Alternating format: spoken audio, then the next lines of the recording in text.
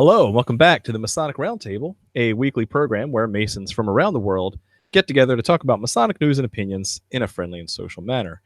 The standard disclaimer applies. The thoughts and opinions expressed here are solely the opinions of the participants and do not represent any Grand Lodge statements or positions. And make sure your conversations are open for the public and on the level.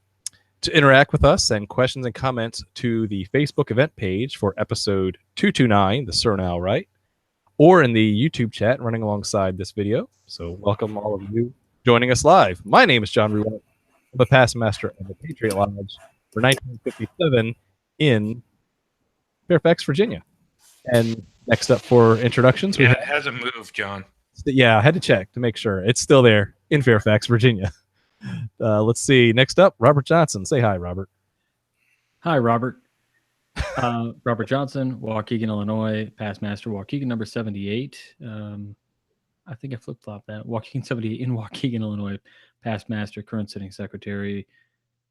And yeah, thanks. Thanks for the dad joke, Robert. Next up, you betcha. Mike the intern.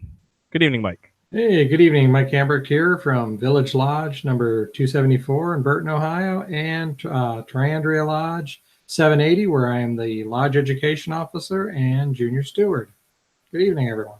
Excellent, excellent. Thanks for joining us. With the full house, Juan Sepulveda. How's it going, Juan? Doing well over here. Hello to everyone. Juan Sepulveda from Orange Blossom Lodge number 80 in sunny Kissimmee, Florida, and the host of the Winding Stairs Freemasonry podcast. Good evening, brothers. Good evening. Good evening. Jason Richards. Hi, how are you? I'm great, John. How are you? I'm great. Thanks for asking. You're welcome. I'm glad we had this chat.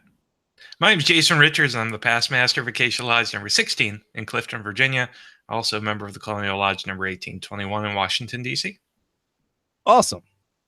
And for this week's episode, we have our special guest returning, Seth Anthony. He is the past Sovereign Grand Commander of the Cerneau Rite under the Grand Orient of Pennsylvania, and also known as that guy with a lot of hats. Welcome back, Seth, to TMR. Let's make sure you get unmuted first. I had to put you on mute.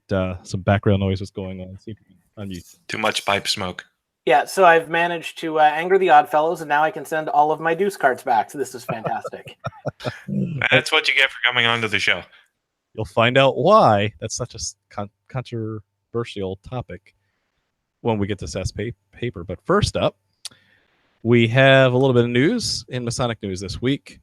A little update from the app known as Amity. For those of you who remember an episode of Masonic news we talked about earlier, I think this past month or so, we have a Masonic Recognition App where brothers who are traveling can bring up their phones and see if the lodge they are trying to visit is in recognition to their mother jurisdiction. And there was a little bit of a hiccup in the conference of the Northeastern Grand Masters Associations where they had some falling out with this app. I think it was stepping on a little bit of toes, and some of the Grand Secretaries immediately pulled recognition of the app in the sense of the app couldn't be used for official Masonic discourse. But the good news is baby steps are being made to kind of fix some of those errors. And the good news is that we have some information from Brother Michael on the Amity team that says that at least one of those in the Northeast, the craft in Rhode Island, is now back to using the Amity app.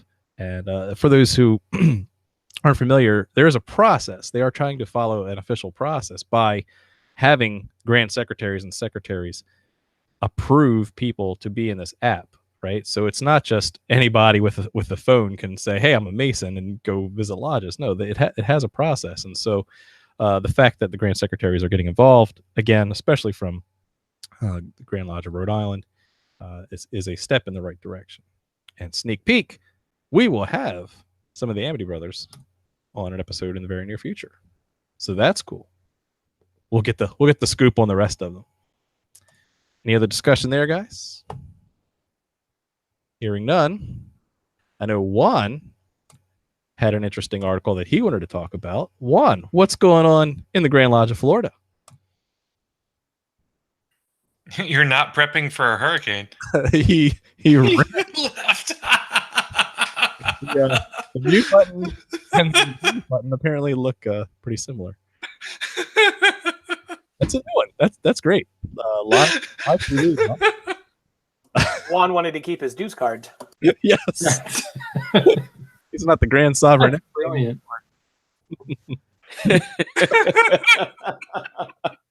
Well, that was the wrong button. Oh my goodness. You hear me, right? Take it away, Juan. Well, I maximized the screen and went to click on mute and on the button shift. Anywho, well, this is good news because after a little back and forth over the past few years, the Most Worshipful Grand Lodge of Florida has again reestablished fraternal relations with the Grand Lodge of Cuba. And for those of you who weren't aware of the reasons why the state of Florida didn't have fraternal relations with Cuba recently, is because back in 2016, in December, there was a meeting of grandmasters in which the situation of some clandestine lodges that had appeared in Florida from Cubans in exile, it was brought up to the Grand Master of Cuba. And it seems like there had been a verbal agreement for the Grand Lodge of Cuba to denounce these clandestine lodges that were pretty much illegally in our territory or our grand jurisdiction. So towards the end of the year, the Grand Lodge of Cuba had not formally done that. So the Grand Lodge of Florida, or the Grand Master at the time, moved to withdraw recognition from the Grand Lodge of Cuba. And in February, let me pull the actual document. February 16th of 2017, that is when it was officially withdrawn recognition. So I'm glad to announce that now, and let me look for that other document. Dated August 29, 2018, from the new incoming Grandmaster of Florida. He restores fraternal relations between the Grand Lodge of Florida and the Grand Lodge of Cuba. So a month too late for me, because I was in Cuba last month. But wow, yeah. But oh well. I mean, it was a great trip anyway. That's true. Yeah, but it's great news. I'm very excited about it. I have a lot of Cuban brothers, and at least now we'll have an opportunity to intervisit, and I can't wait to go back. I mean, it really was pleasant. I did have some Masonic interactions, or somewhat Masonic interactions. I came across some brothers out there. Now I can actually sit in lodge, which will be real cool. That mentions something that I really only sent in the little private chat with the TMR hosts. But it's these little moments that I live for in Masonry. Totally unrelated to the Grand Lodge of Florida thing. You never know when you're going to run into a brother, right? And I was working from home the other day, and which is rare. You met a Mason in your home? Almost. Did he break in? Which is funny because there's all women in the house. But actually, I was out getting the mail when the garbage men came up to pick up our weekly collection, and I guess due to the emblems on my vehicles in the driveway, one of the driver of the trash truck flashed me a sign and instantly showed him to be a Mason. So I thought that was really cool. Obviously, we didn't have time to interrupt his day job to kind of go into details, but it was, you never know when you're gonna run into another brother or who else is watching. So it's just little moments like that I live for. I think it's really, really fun and fascinating. to find brothers, no matter where your travels, even if it's in your own front yard. Absolutely. Are you sure he wasn't just telling you he was going to kill you for your Tesla? Well, there's that.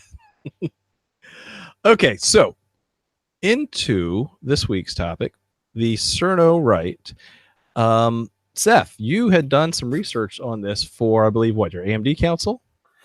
So this is where I give the plug to the Northern Masonic Jurisdiction's new Haute Grade Academy program. I actually ended up writing this paper to complete level 3 of the Haute Grade Academy, and just received word in the last couple of weeks that it was accepted with the initial class. So I'm really excited to be able to share the paper, and it will be published as part of the Ascendo, which is the official publication of the Haute Grade Academy with the first round. So good stuff. That's super exciting, and congratulations on that achievement. That's huge. Yeah, it's exciting. Yeah, they put together a great program because they listened to the members. They heard that the NMJ needed an education program, and kudos to the new Sovereign Grand Commander and his team for putting that together.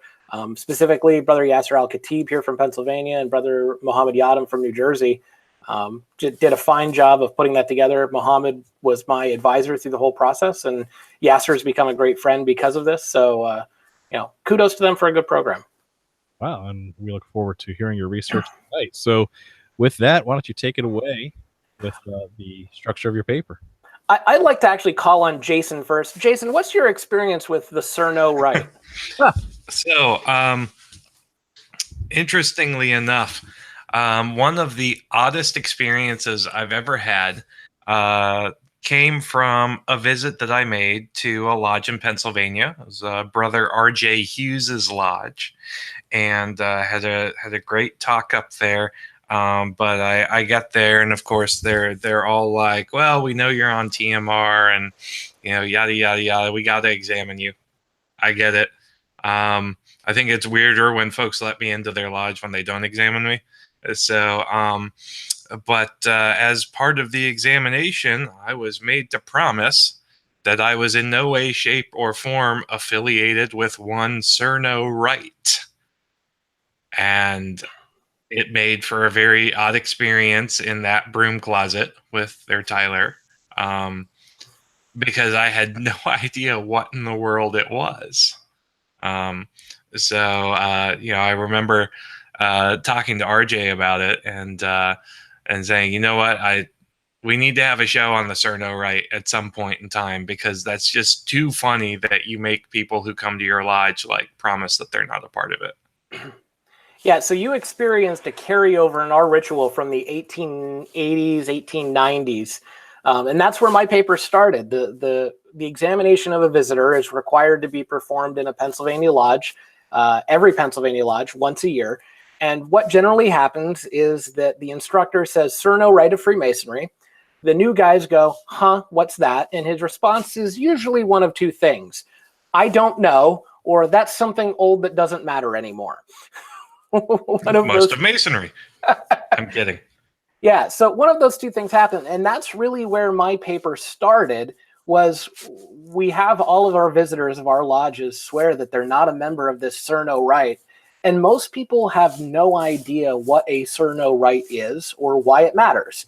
So this was really an extension of me understanding a piece of our ritual, a very tiny, obscure piece of our ritual that turned into a nearly 60-page research paper that I sunk way too many hours into to finish. So we thank you for that. Yeah. So I guess we'll start with who Joseph Cirno is and kind of where the Rite gets its name. And as you guys have questions, please feel free to interrupt. Joseph Cirno was born in France in 1765 and eventually, as a young man, moved to the Caribbean to Santo Domingo. He had his first real interaction with the Grand Lodge of Pennsylvania when he applied for a dispensation to warn a lodge in Havana, Cuba, of all places, pertinent to our conversation this evening. And he received the warrant to do that and was actually a Pennsylvania Mason for a very short period of time. There's a wonderful picture of Joseph Cirno, and a little shout out to Brother Travis Simpkins, who I know who just created a new version of Cirno because this was the only known portrait prior to this date. So you check out his work. So he becomes a Mason in Pennsylvania and meets up with a guy named Dupotet. And I don't have a whole lot of background on Dupotet. I'm sure if you contact Art de Hoyos or some of those folks, they can do a much finer job of explaining the early Cerneau Rite than I can. My paper concentrated on a little bit later in history. But Dupotet makes him a grand provincial for the northern island of Santo Domingo. And Cerno kind of takes this as a license to do whatever the heck he wants. And later he moves to New York City and props himself up as this 25th degree Mason to qualify and admit new members. Of course, in 1807, there's not a lot of watching over of what's going on in Freemasonry. And he starts to recruit some really prominent Masons, including DeWitt Clinton, who he made his first sovereign grand commander of the Cerneau Rite. And there's a bunch of degree peddlers, for lack of a better term, floating around in New York City at this time. And that catches the attention of what will eventually become the Southern jurisdiction, that Charleston Supreme Council. And they send a fella up to New York City to check out what's going on. And lo and behold, there's two main players in this. There's Joseph Cirno and another fella by the name of Antoine Bedeau.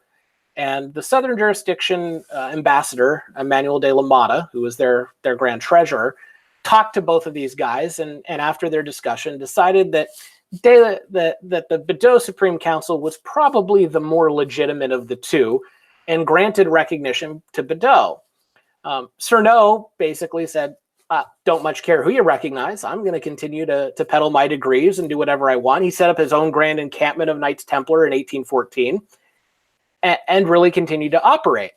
The point of contention here comes in that Cerno had actually requested recognition from some of the bodies in Europe during this same period, and it's stated that the recognition certificate was in the mail when they were doing this checkout. So from Cerno's point of view, he was as legitimate as could be because he had a piece of paper from Europe that said, hey, I'm legitimate. I can confer these degrees. Meanwhile, the Southern jurisdiction said, no, you're really not legitimate, and started to ignore him. Importantly, in the mid 1800s, so I'm talking 1800 1810 here, the Bedeau group started to initiate and grow its membership as well, and initiated some key characters that will occur later, including the conservator of the rite, which we'll get to in a little bit. But really, these two Supreme Councils kind of existed independent of each other and not really talking until the anti-Masonic period occurred. Cerno moves back to France in 1828, and his council kind of collapses without him around. The Bedeau Supreme Council enters into a state of dormancy with John James Joseph Gorgas as the kind of the conservator. He's holding all the rituals and everything, but we all know that's a pretty rough time for Freemasonry. So both councils fall into abeyance in that period of time. Up until about the 1840s, not a whole lot of anything really happens. They kind of hold the rituals. The Cerneau Rite tries to resurrect, it falls apart, tries to resurrect again, it falls apart. This is where some other scholars have done a lot of work, and I won't dig too much into that. But up until the late 1840s, early 1850s, they kind of exist independent of each other, continuing to initiate and operate. There's arguments over who's legitimate, who's not. But frankly, they're too small for most people to really worry about it. In 1845, the successor of the Bedeau Supreme Council under Gorgas initiates a guy named Kilian Van Rensselaer. Van Rensselaer comes to play a pretty major role in all of the politics that happen here. Van Rensselaer wants to build and expand the Rite where most of the other folks don't. They're kind of happy with where it's at. Van Rensselaer is part of a group under the command of Edward Raymond. Edward Raymond became Sovereign Grand Commander of what is today the kind of the recognized Supreme Council in the early 1850s. And to say he had a bit of a God complex might be an understatement. He thought of himself as the true successor of Frederick the Great, the original founder of the Scottish Rite. and thought he had the same powers, that he was a monarch when it came to how the Scottish Rite operated. So much so that whenever there was some opposition to him, he rapped the gavel, closed the Supreme Council sine die, meaning I don't know when it's going to open again, but I'm in charge until it does, to prevent somebody from kind of taking his space, in this case, Van Rensselaer. Van Rensselaer creates his own argumentative Supreme Council to Raymond. So we have another fracturing here where there's a Raymond Supreme Council, the true successor to Bedeau, and this Van Rensselaer Supreme Council that's saying, hey, Raymond is absolutely nuts. We're not going to talk to him. In the meantime, all of this is going on. The Cerneau Supreme Council is led by a guy named Edmund Hayes. And Hayes really is a pretty good leader. He's leading the Cerneau Supreme Council. It's growing, and he's trying to keep it afloat and expand as he can. The whole issue with Van Rensselaer and the Raymond Supreme Council comes to a head when they both expel each other. Raymond expels Van Rensselaer expels Raymond. So we have these two Supreme Councils that are really the end result of the original Bedeau group, and then this Hayes Supreme Council that's really the Cerneau group. Raymond, in a bid to solidify the power that he has, goes to the Hayes group and says, I would like to merge with you, which becomes very problematic, because here we have the legitimate successor of the Hayes Supreme Council, or the Bedeau Supreme Council, wanting to merge with the Cerneau Supreme Council, and they do affect a merger of sorts. So you have, yeah. When you say Raymond, what's the whole name? I'm just curious. Sorry, that is Edward Raymond, and it's Edmund Hayes. To make it all the more confusing, they're all named Ed. That's really helpful. So Raymond, the Raymond, this then becomes the Raymond Hayes Supreme Council, which is a conglomeration of the recognized Bedeau Supreme Council, the true successor of what would become the Northern Masonic jurisdiction, and the Van Rensselaer Supreme Council, which was a schism for all intents and purposes. So both of these groups realize that if they want to be the legitimate Supreme Council, they need to get somebody to recognize them. And they look south, and lo and behold, Albert Pike is sitting in Charleston, and they say, we should probably go talk to Pike and see who he decides is real. They both try to court Albert Pike, and Pike really wants nothing to do with any of them. His response is, for all intents and purposes, the Raymond Supreme Council is the true heir of what was the Bedeau Supreme Council, except that they merged with the Cerneau body and aren't legitimate anymore. So they need to separate themselves from the Cerneau group and come back into the fold. During this period of time, Edward Raymond dies, and his second in command is still around. So they have the former second in command guy, and I won't complicate this with a bunch more names, take over the Supreme Council and basically start what becomes the Northern Masonic jurisdiction as kind of another schism of all of these Supreme Councils. That group eventually reunites with Van Rensselaer to become what we know today as the Northern Masonic jurisdiction. And this all occurs in the late 1860s. In the meantime, as one would suspect, the original Cerneau guys don't want to lose their history or their Supreme Council. So they say, whatever, you guys can go become the Northern Masonic jurisdiction. We're going to still continue to operate as a Cerneau Supreme Council. And there's lots of dirty politics and things going on behind the scenes. There's some crossover with Memphis Mizram. Lots of craziness in the late 1860s. But as we roll out of the 1860s, what we really have is the Northern Masonic jurisdiction as we know it today, and this schismatic Cerneau Supreme Council under the leadership of a guy named Peckham and some others. Again, I'm not trying to get too deep into the weeds with a bunch of different names here. That Supreme Council is really smart. They recognize that the Northern Masonic jurisdiction is not trying to expand very quickly. They're being very deliberate in where they're putting new valleys. Meanwhile, the inheritors of the Cerneau body will just start dropping consistories wherever they want. A lot of these consistories are opening with 25 or 30 guys in little small towns in the northern jurisdiction, or what would become the northern jurisdiction. This is where my paper really starts to get into the weeds, and the interest that came to me is, how did the Cerneau Supreme Council become such a problem in Pennsylvania that 150 years later, Jason has to swear that he's not a member of the Cerneau Supreme Council today? And what happens is the Cerneau Supreme Council started opening a bunch of consistories in Pennsylvania. A lot of them were in very small towns in the northern part of the state. And there's a great little bit of history that the Grand Master of Pennsylvania, Joseph Eichbaum, learns that there's a new Cerneau consistory open because he reads it in a newspaper from Scranton. He had no idea any of this was going on. He learned about all of these problems in the newspaper.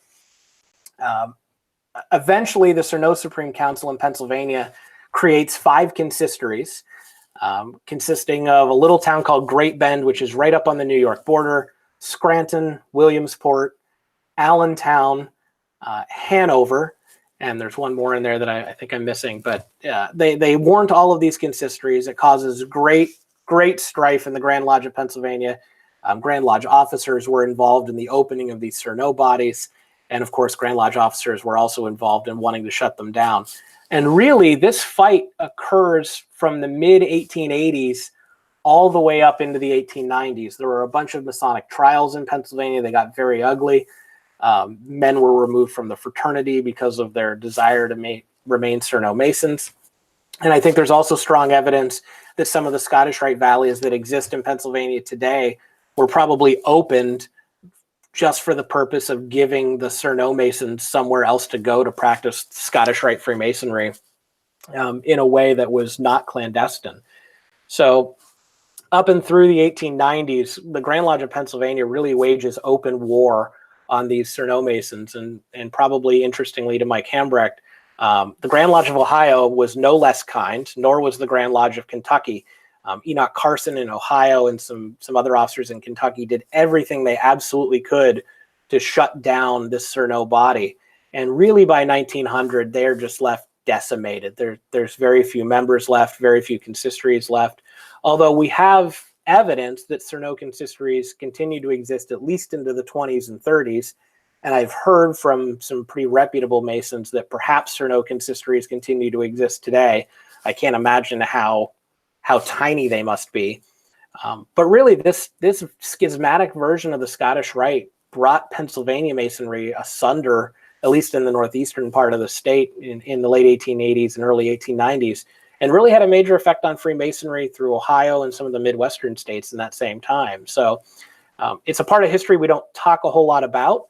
But I think at the end of the day, it all comes down to a simple statement that had Emmanuel de la Motta sided with Joseph Cirno instead of Antoine Bedeau in 1807, would the northern jurisdiction exist as it is today, or would that little bit of history have changed everything?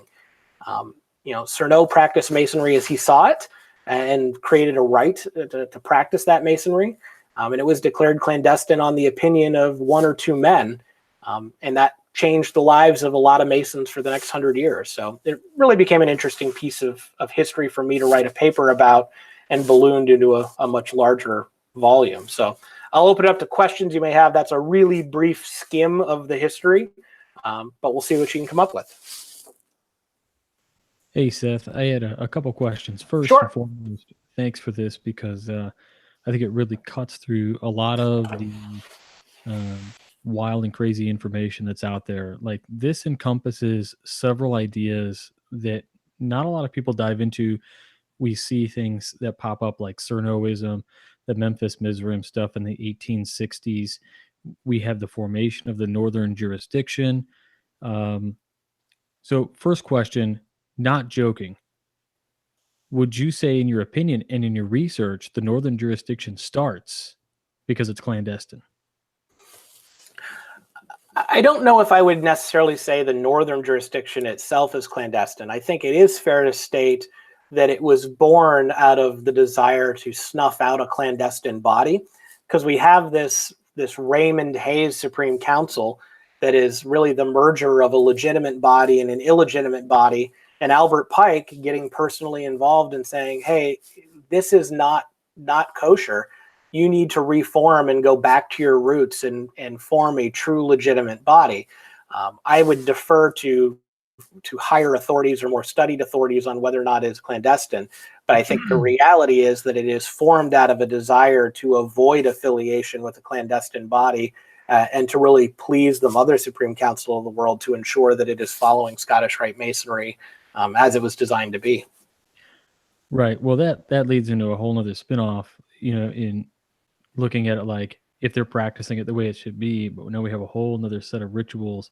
We have two completely different capstone mottos, if you will. Mm-hmm. But my second question, actually, I wanted to make sure we got to it.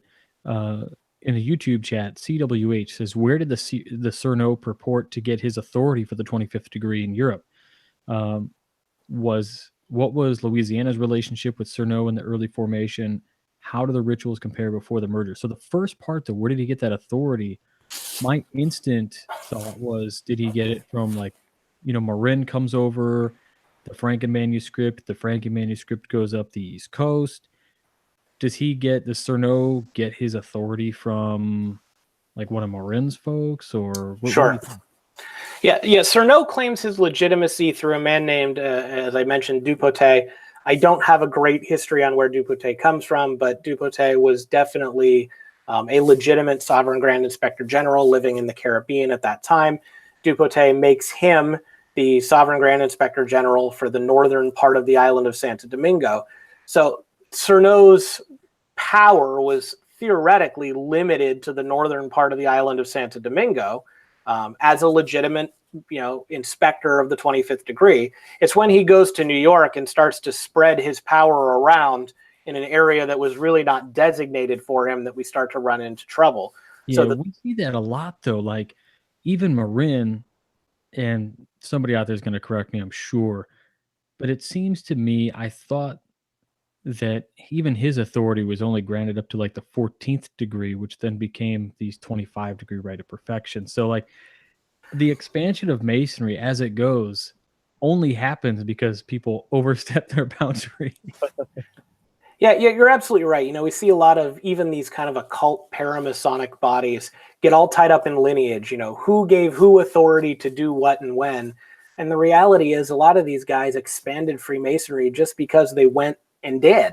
And whether or not somebody was there to tell them this is okay or this is not is what comes down to whether or not they're considered legitimate or clandestine today.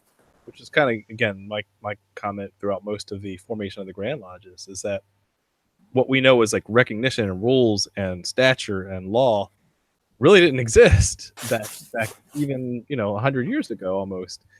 And so it really was an interesting part when we get to the Cerneau Rite and how it was finally overstepping enough bounds that people were like, okay, we've really got to do something about making these guys legitimate or not, and how do we merge this without stepping on egos and making sure things are done respectfully and legally. It's fascinating. So the Grand Lodge of Pennsylvania, when it first took up this whole Cerneau question, appointed a committee of 5 past Grand Masters who are all very well known, very well respected. And that committee actually came back and said, we have no authority to govern the higher degrees of Freemasonry unless they were to infringe upon the first 3 degrees of the Blue Lodge. And the decision to really go after Cerneau in Pennsylvania came down to a period of time in the early 1850s when the Hayes Supreme Council attempted to warrant a lodge or a couple of lodges in the city of New York to practice the first 3 degrees.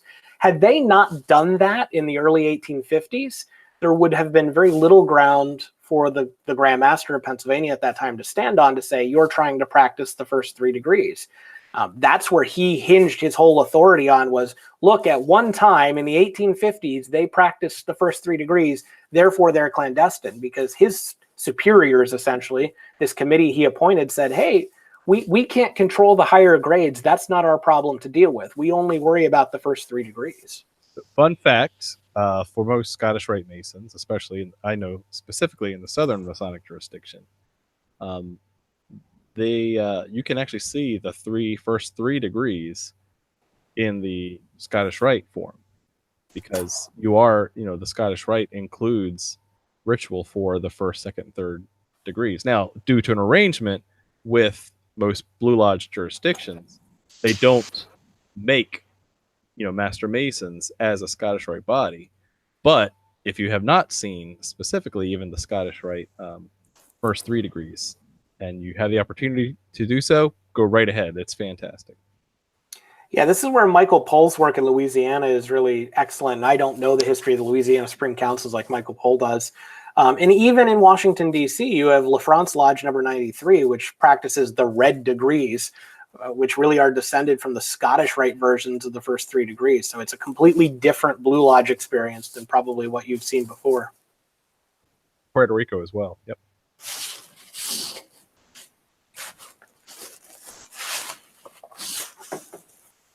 Do you have some other questions from the YouTube chat, Jason or RJ?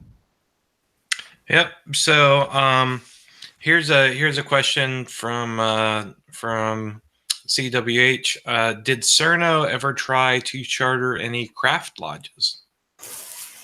Well, certainly the successors to Cerno did just that. And Cerno, once he was declared clandestine by the Southern jurisdiction, or what would become the Southern jurisdiction, basically threw caution to the wind and said, I'm going to open a Knights Templar Grand Encampment. He started dabbling in what would become Memphis Mizram and some of these other high degrees. And certainly if you were to look in the late 1850s, early 1860s, the names of the Memphis Mizram guys, or the ancient and primitive rite, are pretty similar to all the guys who are playing over in the Cerneau Rite.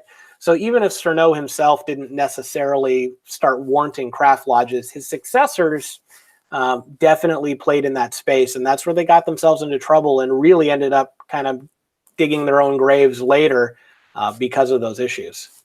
Yeah, the Memphis Mizram stuff is really interesting because when you read, I want to say Calvin C. Burt is the guy who wrote the unabridged history of the Memphis of the Rite of Memphis. That book is, I don't know, right around 300 pages or so, and it starts with an edict, and then it goes through everything, and there's a note to the reader. But really, it's crazy because you can read their minutes, and in their minutes, they are legitimately dismayed at the reaction toward their right. They don't understand why people have all this grief. They think they're doing the right thing. But like you said, the craft degree thing, and you mentioned the Scottish Rite's 3 degrees, Memphis or the Rite of Memphis, basically, as it stood, there were some Grand Lodge reps who went to them and said, so what's the deal here? And they tried to tell it, and they said, okay, but you can't confer those first 3 degrees. And they said, well, we would never dream of conferring those 3 degrees because we need craft lodges to exist, because we have Grand Masters galore belonging to the Mizram Rite or the Memphis Rite. And they said, yeah, we wouldn't dream of conferring those degrees, but I mean, we can. And then the Grand Lodges were like, no, you can't. And like, well, you're right. We wouldn't, but we have the authority to do it. It's funny how it all really ends up boiling down to semantics. It's interesting, as I dug into this paper, my home, Scottish Rite Valley, the Valley of Reading, celebrated its 100th anniversary. The consistory did. And as I was looking through the history book, it said, by the way, there was what it was essentially a Memphis Mizram Rose Croix chapter in the city of Reading. And I went, what? How have I never heard of this? And I started digging into some newspaper archives, and sure enough, several years before there was ever a Scottish Rite Valley in my town, there was a Shekinah chapter of the ancient and primitive rite that was essentially Memphis Mizram, and it existed for several years. And the man who our Council of the Princes of Jerusalem is named after was an officer in the Memphis Mizram body. I mean, these guys all knew each other, and they all talked and they all played. It's just a matter of how far they got caught up in who's clandestine and who's not, and who was willing to quit to save their Masonic career when the axe fell. So the next question I have is, given all of this intertwining and intermingling of these different rites, as well as high notable figures in all of these rites, it would lead me to conclude that there has to be some transfer of the degrees into maybe the degree system that's existed today. So do you know of any influence or degrees that have been copied into current recognized structures today? I do not claim to be a ritualist. I kind of came at this from a historical perspective of trying to understand the organizations and how they existed. So I probably can't give a good idea of where those rituals were. And I think it's fair to say the Northern jurisdiction is well known for its willingness to change and adjust ritual with the times. So even the rituals today probably bear little resemblance to the rituals as they were in the 1880s, or maybe a passing resemblance in some cases. I would be interested, however, to see if the rituals of the 1880s, what they compared to the Cerneau groups, because those groups were certainly very much dedicated to conferring degrees in a lodge room setting, not the current, vaudeville theater setting that we have now. They were very dedicated to ridiculous amounts of regalia and crazy lodge room setups for all of those individual degrees. So another point of reference for somebody else to come in and do some ritual comparison to what was Cerneau and what today is the Scottish Rite. Interesting. Okay. Anything else, Jason, on the social medias? Yes. Let's see. Here's a question. Do the both rites trace their history to the Franken manuscript? I am not well studied enough on the Franken manuscript to say exactly where they both draw from. Again, this is specifics of ritual that's kind of beyond where I really dug into research. I was trying to trace lineages and organizational histories. Mm-hmm. But I think it's probably fair to say that all of those copies of those manuscripts were probably shared or at least available within the Caribbean at that time. And they probably all originated from somewhere similar or a similar source.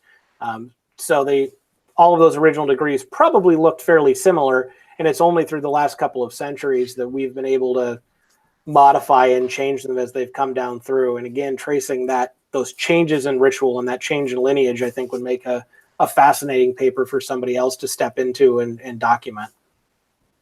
So if somebody is interested in reading the ritual of the Cerneau rites, for those who are members of the Grand College of Rites, I do believe they've actually published the ritual for the Cerneau Rite. They've published a bunch of them, and I perhaps should give kudos to the library of the Grand Lodge of Pennsylvania. Our library offers a program wherein Pennsylvania Masons can write to the library and request copies of books, and they will just mail them to you free of charge. Your only cost is the cost to mail them back. So because of that system, I was able to get my hands on copies of books from the 1850s and 1860s that the average person would not be able to even try to go online and find to buy, let alone find digital copies of. And those proved absolutely invaluable. The words of the Sovereign Grand Commander of the Cerneau Supreme Council as written in 1860, I had those available because of that library system, and was able to look at firsthand manuscripts of what these guys were saying. It's an invaluable resource our Grand Lodge provides, and I'm very thankful for it. It's pretty cool. So if we wanted to read your paper, Seth, where can we go to find it? Well, it will eventually be published in a PDF form, is my understanding, as part of the first group of the Ascendo papers that will come out. If somebody really wants to read it before then, I think I'm welcome to share it. I'll double check with the folks at the NMJ, but they're welcome to read it. It is a good hefty, 50, 60 pages. It's probably pretty boring to a non-Pennsylvania Mason, but they're welcome to contact me to get a copy if they like. Hey, Seth, shoot me over a copy if you don't mind. I'd be interested in Will reading do. it. As we've said before, if anyone's ever visited Pennsylvania, then you'll know that it's such a whirlwind of new experiences that you'll want to read it right away. Yeah. Welcome to the Grand Lodge of Pennsylvania, where everything's different. Because. All right, Seth, this was an awesome conversation, and we really do appreciate your research. Just fascinating, the depth and breadth that you went into. and how you kind of summarized a 50, 60 page paper to a 40-minute podcast. So thank you for that. Let's go around for shameless plugs and final thoughts, starting with Robert Johnson. Robert, what are your final thoughts on this topic? Well, I just feel like it was a lot of information, but I really appreciate the ability to cut through and get to the stuff that was interesting. Like I said, there's so much overlap of so many, I'm just going to call it Masonic drama that was happening in that time, that you have different soap operas that are literally playing out and having crossovers. I mean, it's like the 1850s, 1870s version of the Marvel franchise. You've got the Cerneau Rite. You stick around, maybe you see an alternate ending for the Northern Masonic Jurisdiction's Bedeau system, or whatever you want to look at it that way. But so much is happening, and you really do get so many different answers from so many different people that are involved. You'll get a different answer from every single Masonic historian, and then who do you go to say who is correct? And when that happens, you largely get an answer that's like, nobody wants to answer that. And so that's why really it does become a part of the Masonic fraternity's collective to answer those questions. So like Seth wrote this long paper, and that's good because that proves that he's done the research and he's got his sources, and all that's amazing and brilliant. And that's what we need, because there are people who won't take a stand and say where something actually came from, or why something shouldn't be answered, or whatever the case may be, because that is an issue that we have. Some people don't want to answer a question, and it's important. And that's where it all comes in, and why everybody out there should do some research and do a paper. And if you have a question, dig deep for it. And you'll find if you go to the top, wherever that paper leads, you'll find somebody who has the answer that won't give it to you. Sometimes, not all the time. But anyway, in addition to his paper, I'll plug the book Committed to the Flames. It's a really good book, about an inch thick. It's by De Hoyos and Brent Morris, and it really tells a kind of an interesting story about the Cerneau Rite. That's really what it's about. So check that out. And Seth, thanks for coming on the show. This is always amazing to have you on. I miss your white glasses, though. Quite as stylish. Aha, there they are. Excellent. As always, it's a pleasure to have you on and share your knowledge. So thank you so much. Anybody out there who likes Masonic Podcast, Sunday nights, 9:30, Whence KMU comes out. I think that's it. So thanks. Sweet.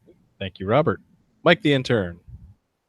So, Seth, thank you very much for this. I really enjoyed your take on this. And, the whole idea that you were coming on to talk about the Cerneau Rite got me looking a little bit. And I actually found that Ohio, as you had said, really did take a dim view of the Cerneau Rite, to the point where they were doing the same thing, making lodges or Masons at any Masonic event prove that they were Masons, and by saying that they were not members of or supporters of the Cerneau Rite. And actually, one of the lodges, the New England Lodge number 4, along with another one, left the Grand Lodge F&AM of Ohio to form Grand Lodge AF and AM of Ohio in 1891, and up to 27 other lodges left the Ohio Grand Lodge to join that Grand Lodge. So I was pretty amazed by that, to find out that for about 10 years there were 2 Grand Lodges in Ohio, that probably 3 if you think about the Prince Hall Grand Lodge back then too. But yeah, so I was pretty impressed with that. Very cool. Thank you. All right. Thank you, Mike. Next up, Juan. Final thoughts. Yeah, I agree with Mike. It made me think of other organizations that have gone through periods of obscurity and acceptance, and they come in and out. You think about, I try to to put myself in the position, there is something that I deeply desire, and there are people in authority that want to prevent me from achieving it or attaining it, or from me to share it. And some of these men had the courage to travel and put a lot of things in the line to actually, take those ideas and give them wings. So it's interesting to hear these stories. And yeah, you might consider it clandestine or regular, or you have these labels that are slapped on something, but I think it's helpful to try to at least see the point of view. Was it an attempt to create something subversive or dark, or did these people really believe that what they had in their hands was something valuable? So I appreciate the insight that you provided, Seth. As always, is refreshing to hear you, and it's good to have you around. So thank you again for joining us, brother. And for the brothers, you can go see a little bit of what I do by going to thewindingstairs.com. Thank you. Sweet. Jason. Seth, this was an awesome show. Thanks so much for coming on and hanging out with us tonight. I always learn an incredible amount whenever you're with us, so thanks. Everybody, we've got a good show for you next week, so come on back. We're glad that you're here. Thanks so much for interacting with us on the chat. It's one of my favorite things about doing the show now, just getting to keep tabs on everybody talking in the YouTube chat and interacting directly with you all while the show's going on. So great show. Always love learning about history. So looking forward to next week, and back to you, John. All right. Seth, anything else you want to add, say? Any last points you did not get to make? Yeah, certainly to Juan's point, one man's clandestine is another man's Freemasonry. That's what history has proven. Just make sure you're on the right side when they come calling for a deuce card. But final plugs, I couldn't have written a paper like this without the work of Michael Pohl and Cornerstone Publishers, who have just a massive history of the weird fringy parts of Scottish Rite Freemasonry. And thanks to the Northern Masonic Jurisdiction for putting together the Hoke Rite Academy program that really pushed me to spend the time to dig into this history and do something like that. So again, kudos to them for listening to their membership and providing an educational opportunity that didn't exist before. And thank you for submitting your research into the new body of knowledge of Masonry. So kudos for you. Always a pleasure to be with you guys. Very cool. Really, the only contribution I have to this topic, other than the brief amount of internet research I did, was, can I get a petition, right? Or if not, I know a guy named Nick Johnson who really wants one. I think they have swords. Nick might be in. All right, done. We'll get... No, if it's invitational and they have swords, Nick is definitely in. Nick can send his petition with $4,000 as a petition fee to me, and I'll gladly process that. That's how I. Oddly enough, Seth, isn't $4,000 what you owe on that one credit card with that ridiculous interest rate? It's clandestine. It doesn't matter what they use the money for. All of this Masonic research isn't free. You have to buy books and all that stuff. You have to pay for return shipping on books. That's right. And that's how I joined the Order of the Muscovites. Exactly. Thank you, Seth, for everything you do for Masonry, especially for your research for this week's show. Thanks, guys. Guys, it's been great. Learned a lot. Thanks for the conversations on social media. I'm learning a lot from you, and you're definitely contributing to the experience that Masonry has. Thank you very much for watching, and we'll see you next week. Keep searching for more light. Have a good night.